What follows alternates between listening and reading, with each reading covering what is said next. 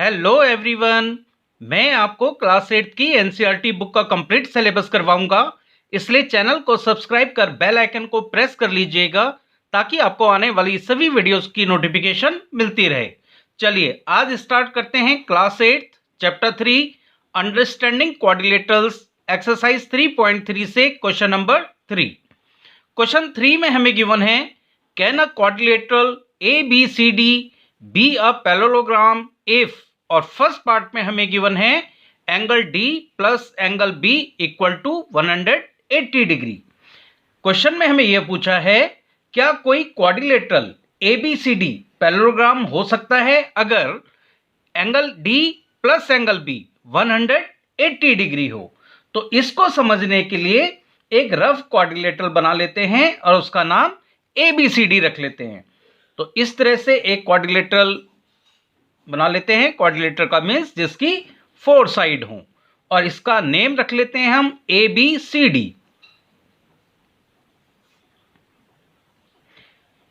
अब इसमें दो कंडीशन हैं। पहली कंडीशन है कि एंगल D और एंगल B, ये एंगल D और एंगल B दोनों 90 डिग्री के हो जाएं, तो दोनों का सम 180 डिग्री हो जाएगा। यही हमें यहां पे पूछा था कि angle D plus angle B, angle D and angle B ये दोनों 180 डिग्री के हो जाएं।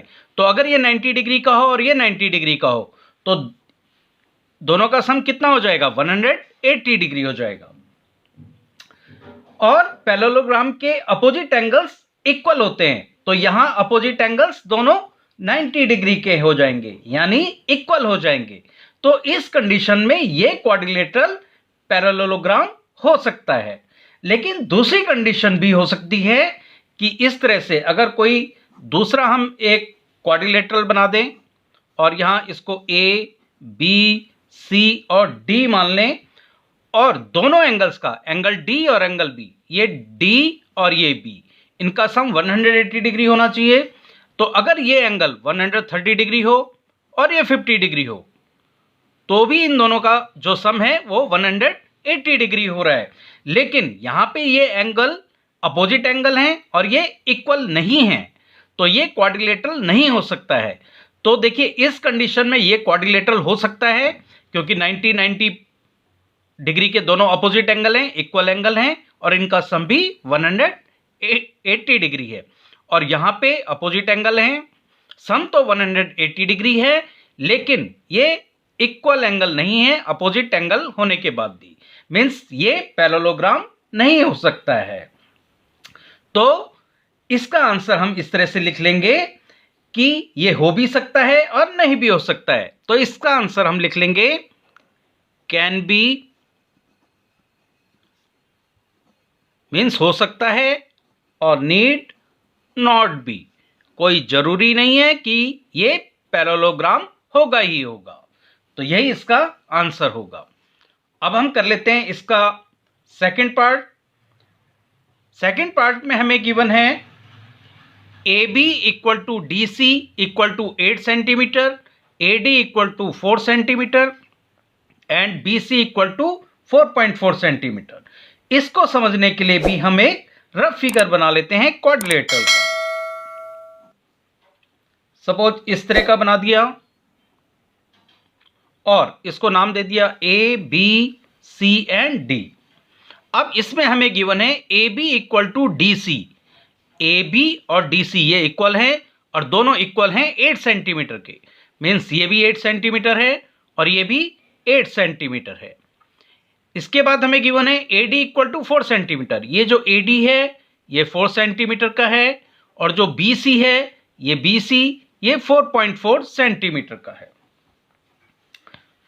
तो पैरेललोग्राम के प्रॉपर्टी हमें साइड वाली ये पढ़ी है हमने कि opposite sides of parallelogram are equal.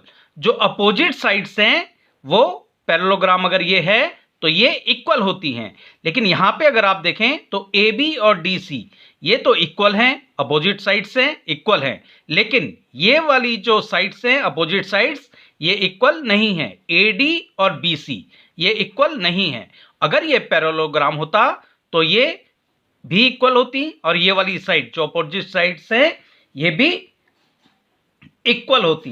तो ये पैरेललोग्राम नहीं हो सकता, क्योंकि पैरेललोग्राम की दोनों अपोजिट साइड्स इक्वल होती हैं। तो इसका आंसर हम लिख लेंगे no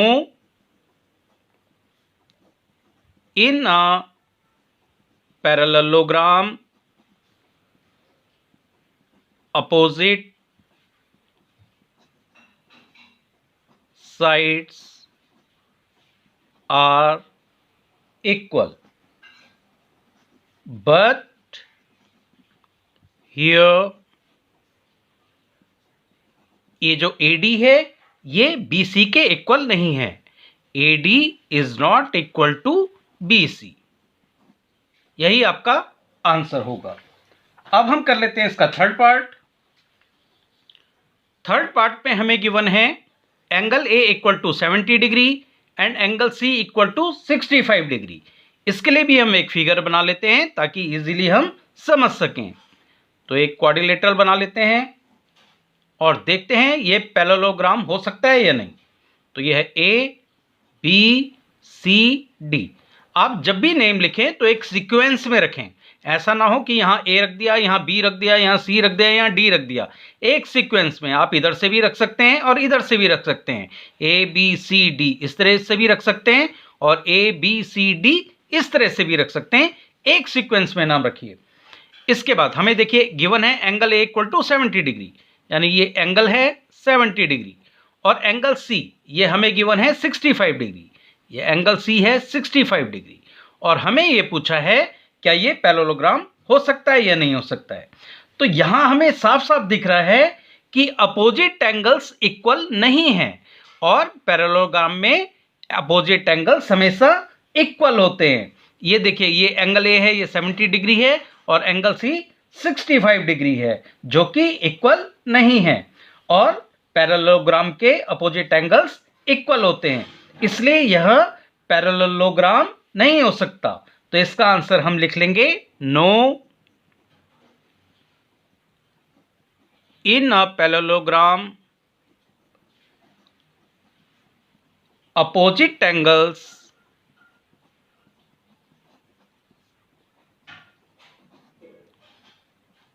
are equal, but here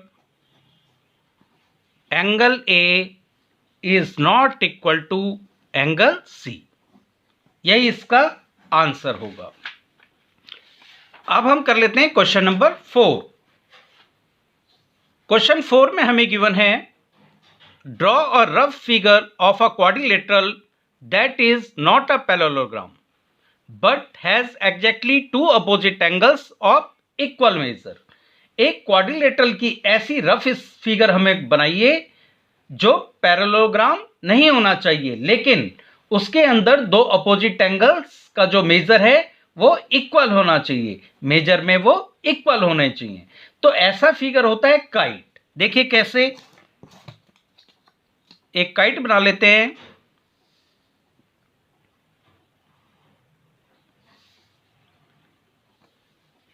kite इस तरह का फिगर होता है। आपने उड़ाई भी बहुत होंगी, मैंने तो बहुत उड़ाई है और बहुत डांट भी खाई है। यह है काइट। काइट ऐसी फिगर होती है जिसमें दो अपोजिट एंगल्स इक्वल होते हैं। ये देखिए ये वाला एंगल और ये वाला एंगल, ये एंगल इक्वल होते हैं, ये दोनों एंगल इक्वल हैं, और बाकी दो अपोजिट एंगल्स इक्वल नहीं होते हैं। ये वाला एंगल और ये वाला एंगल ये इक्वल नहीं होते हैं, और ये एक जो पेयर है अपोजिट एंगल का वो इक्वल होता है। इसमें देखिए ये दो साइड्स होती हैं, ये छोटी साइड्स होती हैं, और ये आपस में इक्वल होती हैं, और ये दो बड़ी साइड होती हैं। तो इस क्वेश्चन में आपको बस फिगर बनाकर ही दिखाना है और उसका नेम लिख लेना है।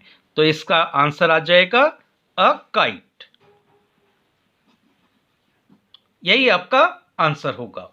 तो आज के वीडियो में बस इतना ही। नेक्स्ट क्वेश्चन के लिए मिलते हैं नेक्स्ट वीडियो में।